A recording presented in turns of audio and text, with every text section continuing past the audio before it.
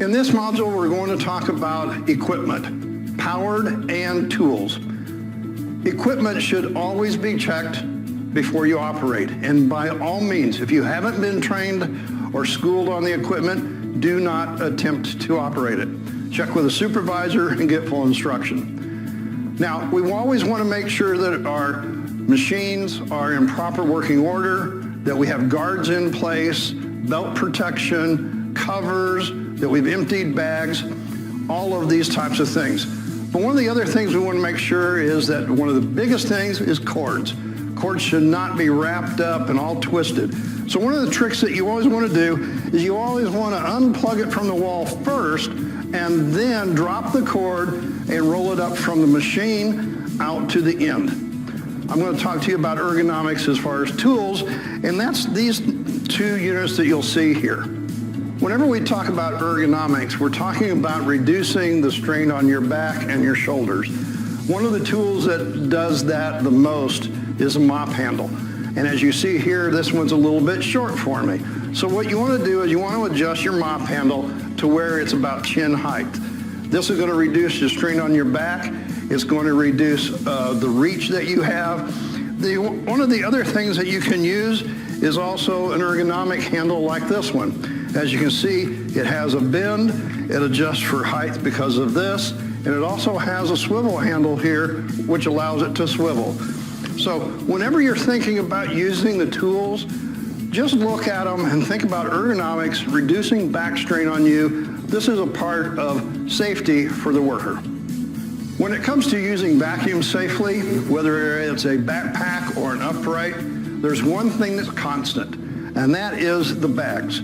Neither one of these bags should be more than half full at peak of operation. The more full that they are, the more weight on you, whether it be on your back or on your arm. Now, for a backpack vacuum, the harness is one of the main things as far as safety. Make sure that the shoulder straps are cinched correctly and that your waist strap is also on correctly. Always make sure of that. And the other thing I like when I'm also using a backpack vacuum is put it on something, as you can see, that's on a bench or a stand like this. That way I'm not lifting it from the floor to put it onto my back.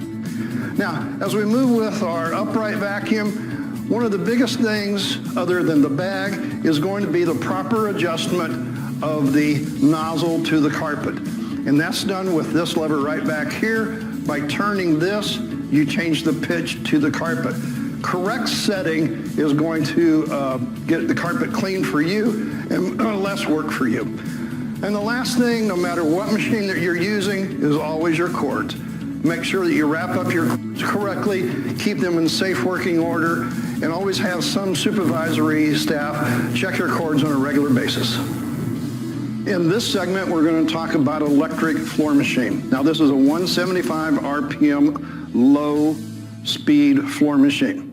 Now, I'll show you the pads and everything later. Now, to operate the machine safely, you're going to release your handle release, bring it down to about waist high, set your handle release either with your foot or with your hand as we've shown here. Now, the next thing you'll do is that we have a button here that is a safety switch.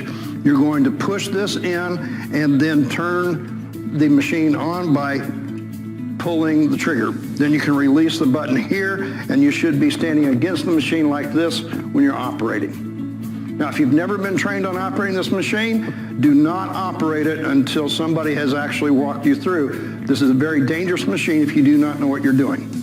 Now, as you can see, I have a series of different attachments that fit on the machine. Now, first of all, you have your pad driver. This has got a Velcro front, and you have a clutch plate on the back. I'll show you this in a minute. But you will take your series of different pads for different jobs, and you'll actually just stick these onto the driver, center it, make sure that these pads are centered onto the driver or the machine will wobble. Again, make sure that you've been trained on this before you run it. Now, other than a pad and a pad driver, you may from time to time need to use a brush, and as you can see, this is a soft bristle brush. It has a clutch plate on it. This is the important part that fits on the machine, and I'm going to next show you how that works. Now, it's very important to realize that this is a plastic pad driver. It should never be put on the machine and left on the machine in storage. But to put it on, you're simply going to put your driver on here, give it a little bit of a spin, and it locks on. Now, after every use, the pad driver should be taken off. You just spin it a little bit and take it right off the machine. It has a storage place. I'm going to show that to you next. Whenever you're done with your job and you're getting ready to store, as you can see, the pad driver is not on the machine. It's in my hand.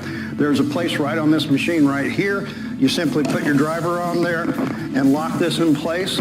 Always store the pad driver off of the bottom and on the machine in this fashion. So as you can see, we've got our pad driver in the proper place. And now you can see this is a proper way to store your cord, wrapped around the handle and tied like this. You do not want to loop the cord and hang it on the handle as you see here. Now the reason we don't want the cord rolled up like this is because it can come off and drop off of here, and now what has become a trip hazard. In this segment, we're going to talk about the high-speed floor machines. Now these are not low speed. These move at anywhere from 15 to 2,000 RPMs. Same thing applies as far as the handle. On this machine, we're going to release the handle, and as you can see, the head falls to the floor.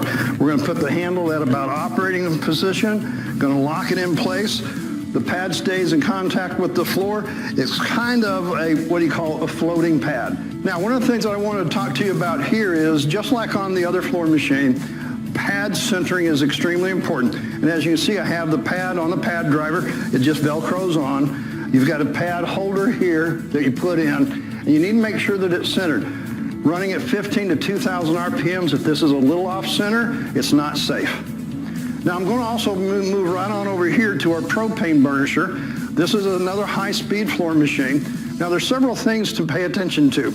You notice that the bottle on the floor on this propane is off of the machine. It's down here. You never store the bottle on the machine. That is because we don't want this hooked up to the hose on the machine, and this should always be closed. Now, you also see a disconnect for the battery. You'd never take the key to shut the machine off.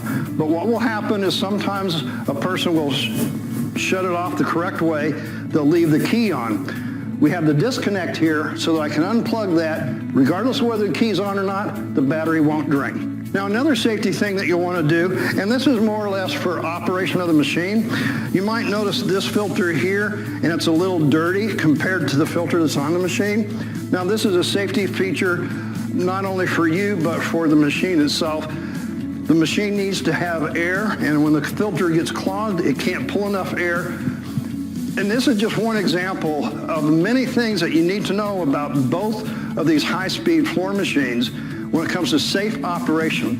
Never use any of these machines until you've been properly schooled and trained. We're going to talk about auto scrubbers in this segment. Now, there's two different machines here. It's simply the two different sizes of the heads.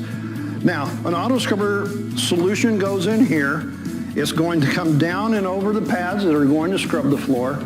As the machine moves forward, the squeegee picks it up, and the dirty water goes in the recovery tank. Now, batteries, as you see here, are the life of the machine. They should be maintained by supervisory personnel on a regular basis. However, batteries need power, and in the rear of the machine, you will have an automatic charger. As you can see, we have a cord that is plugged into the wall, and you're always going to do this at the end of your shift. It's an automatic charger. Plug it in, leave, come in the next day, unplug it, wrap it up as you see. Now, I'm going to move over to this machine to talk to you about the control panel, because safety for the operator is basically two things: the speed control and also forward and reverse. Now, these buttons are going to control how fast the machine moves forward and how fast it moves in reverse. You do not want to get pinned against a wall because the machine's going too fast in reverse. You don't want to go too fast forward and run into something and knock it over or into somebody else.